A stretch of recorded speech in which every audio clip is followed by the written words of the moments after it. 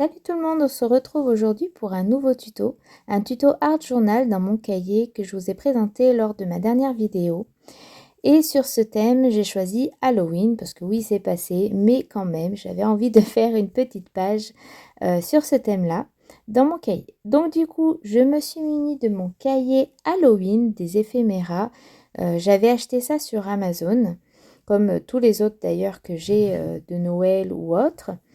Et puis, donc j'ai préparé mon cahier. Donc je protège toujours avec des feuilles de brouillon, le derrière et le devant, enfin où il y a la page d'à côté pour pas la salir. Et donc là, pour la première étape, je vais passer un coup de gesso un peu partout, assez aléatoire, je barbouille. Et vous allez voir que je vais barbouiller tout le long de la vidéo avec mes petites mains. Alors moi je prends pas de pinceau souvent, je fais tout au doigt quasi, donc vous allez voir un petit peu ma façon de faire sur ce cahier.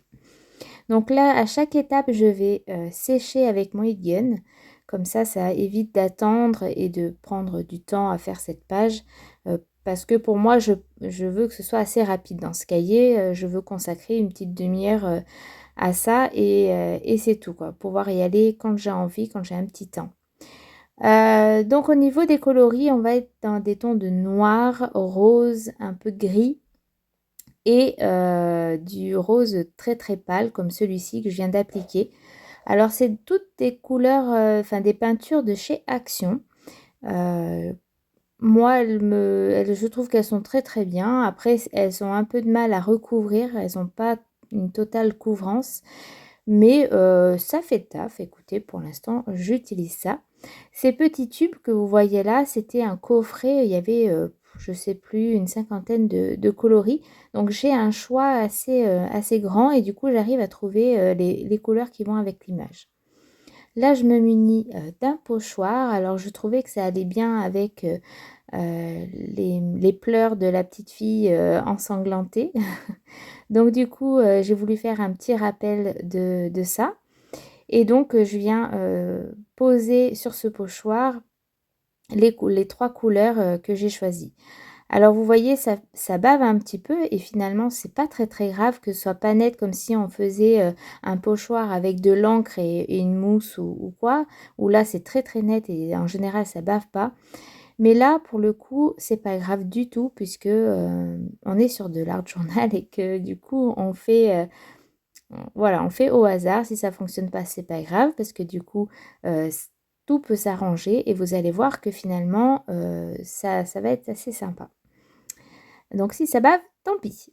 Je vous aurais mis quel Distress Oxide je viens d'utiliser pour le contour. Donc là, je vais agrémenter un peu de gris parce que dans la robe de la petite fille, il y a du gris. Donc je vais un peu faire le rappel.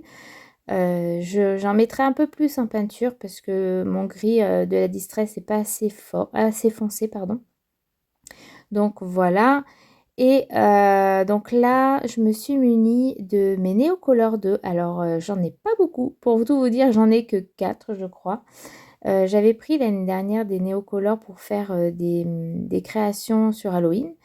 Et je m'en suis pas servi du tout. J'ai un peu de mal à les mettre en application. Il faudrait que je regarde certaines des vidéos des scrap copines pour peut-être m'améliorer sur ça. Donc là, je m'en suis servie parce que pour voir que c'est un noir, je trouve qu'il fait quand même gris. Mais ça va me délimiter en fait le cadre de mes images. Et pour me donner un petit appui comme ça, pour me dire là, ce sera les images donc à travailler ici. Donc j'ai utilisé le Neocolor noir et le Neocolor carmin. Pareil, je l'aurais mis normalement écrit en dessous de la vidéo. Ensuite, je vais venir coller mes images. Alors, c'est de la colle lambda hein, pour scrap. J'hésite pas à mettre dans les petits coins des feuillages pour bien que ça colle, pour pas que ça s'accroche sur la feuille. Enfin, quand on passe nos doigts, ça ne se détache pas.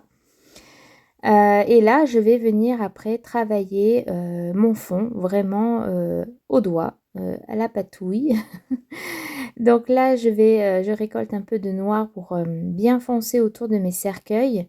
Et puis finalement, voilà, pour donner ce côté un peu sombre d'Halloween, pour un peu, voilà, que ça se confonde, ces 3 images ensemble.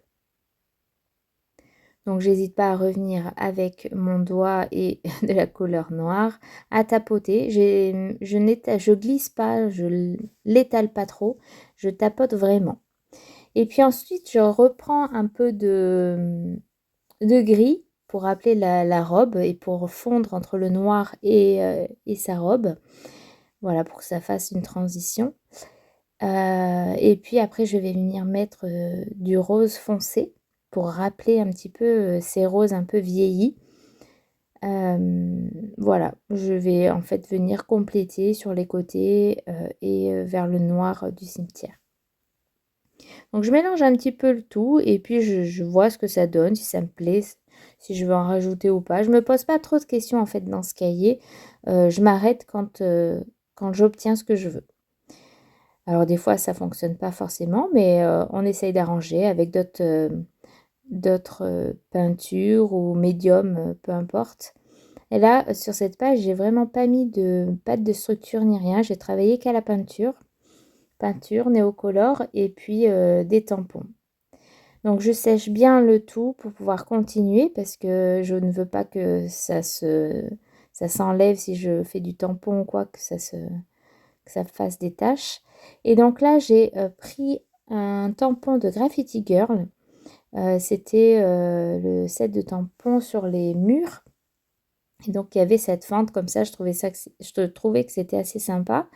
Donc voilà, je viens en tamponner avec la Versafine, je vais y arriver.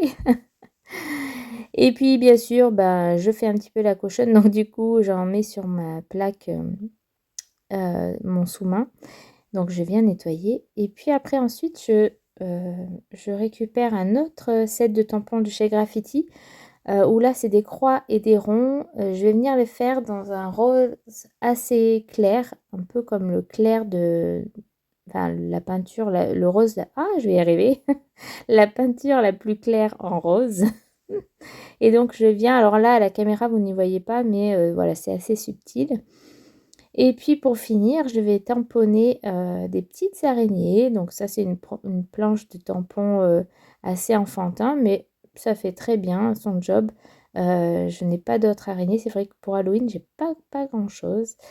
Mais ça fait l'affaire. Et puis voilà, je vais m'arrêter là pour cette page parce que je trouve que c'est assez sympa. Et je ne veux pas surcharger et après que je n'aime pas du tout. Donc du coup, j'en arrête là. Et donc pour décoller mon masking tape, j'utilise mon heat gun pour éviter de craquer la page parce que les feuilles sont assez fines.